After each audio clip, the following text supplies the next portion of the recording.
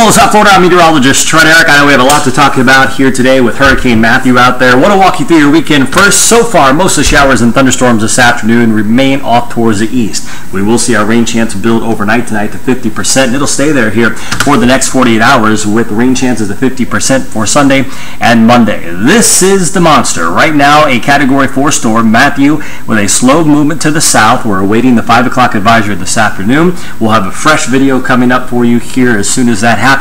Right now, the forecast continues to turn us to the north, weakening a bit as it gets over towards the eastern part of Cuba and then making its closest approach to South Florida sometime Wednesday into Thursday. How far east or west this storm is, it will determine a lot on whether or not we will or will not feel impacts with this storm. So right now, a lot of uncertainty in our forecast, especially as we get towards late Tuesday through Thursday. As we'll watch Matthew, the showers and thunderstorms could contain tropical storm force winds. It just all depends upon that position. You'll want to stay tuned. We'll update you right here. So far, hope you're having a great weekend. Don't forget, you can get your information here or download the free Max Tracker app in the App Store.